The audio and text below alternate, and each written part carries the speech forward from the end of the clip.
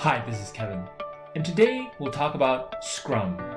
Scrum is an agile framework for software development.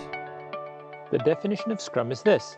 Scrum is a lightweight framework that helps people, teams, and organizations generate value through adaptive solutions for complex problems.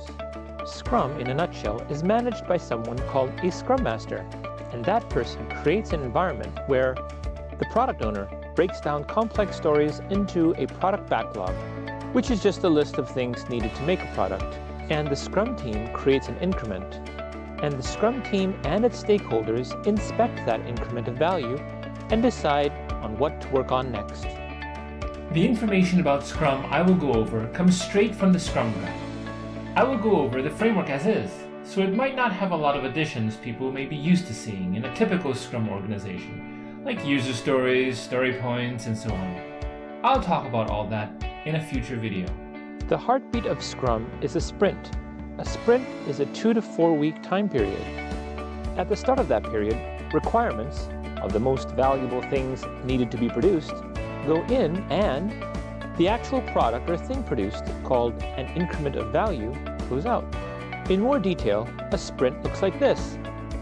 There are 3 groups of people in a Scrum team. There is the product owner, a Scrum Master, and a development team, which can ideally be anywhere between 3 to 9 people. There are 5 Scrum events, and there are 3 Scrum artifacts, or things that the team interacts with. Here's how it all works. The product owner has a product goal in mind for something that produces value. The product owner puts all of that information into a product backlog, which is a list of things that the product should have, ordered from the most important to the least important. Then there is a sprint planning meeting. During the sprint planning meeting, the Scrum team gets together and starts the sprint.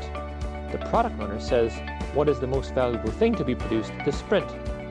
Then the product owner and developers select items in the product backlog and discuss more details on how to implement them. From the discussions, the developers come up with a sprint goal and adds it to the sprint backlog.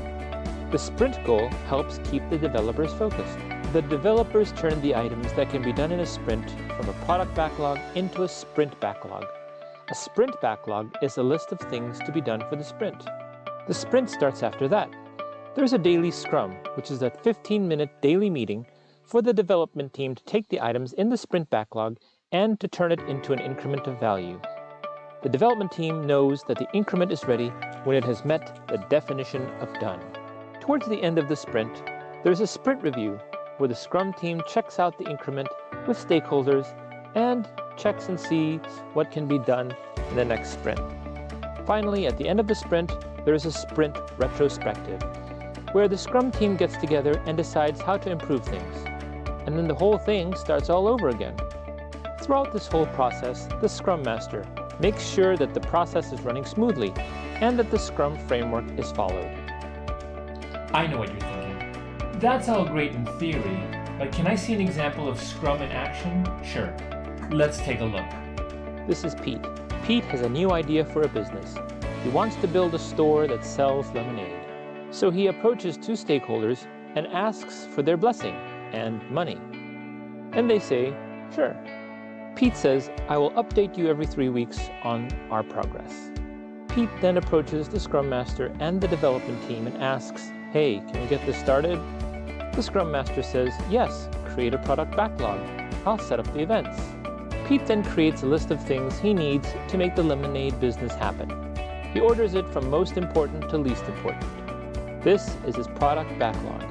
Then the Scrum team meets for the sprint planning session.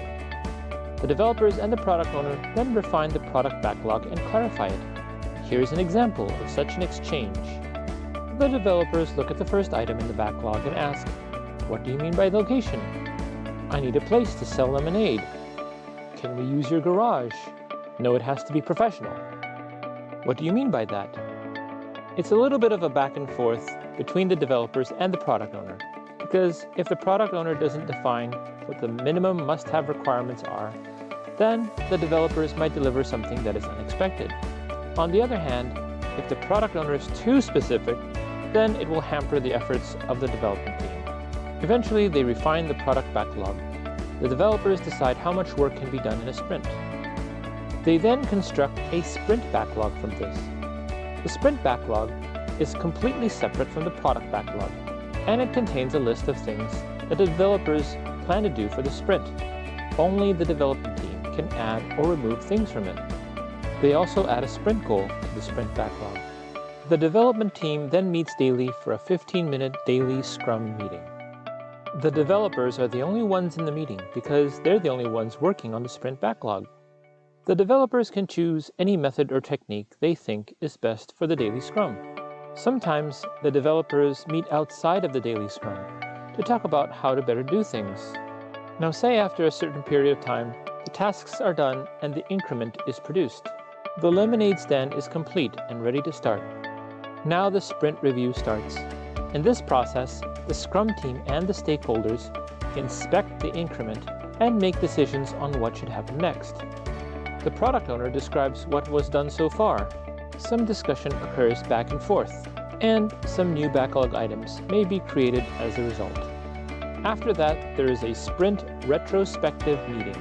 In this meeting, the team talks about what happened during the sprint and how we can make improvements. Some improvements may be added to the sprint backlog so that further action can be done. After that, the whole thing starts from the beginning. This cycle goes on indefinitely. People tend to focus on the finer points of Scrum, or what Scrum tool to use, or hours, or story points. Scrum focuses on transparency, inspection, and adaptation to improve teamwork. The Scrum values, focus, openness, courage, commitment, and respect are also important. A successful and cohesive team is typically more than the sum of its parts. A successful team has focus, is open and honest with each other, has the courage to do the right thing, commitment to the work done, and respect for each other. A happy and successful team that follows the Scrum values will find that everything else related to Scrum will just fall into place, more or less. After all, Scrum is just an agile framework to help provide teams with valid ways on how to move forward. There are a lot of rooms for add-ons and changes. Scrum is an agile framework that has been widely used in the software industry. You can find more about Scrum by taking a look at the Scrum Guide. I've included a link to the Scrum Guide in the description below. Well, that's all I have about the basics of Scrum. I hope this has been useful. And please don't forget to like and subscribe my video. Thanks for watching, and I'll see you in the next video.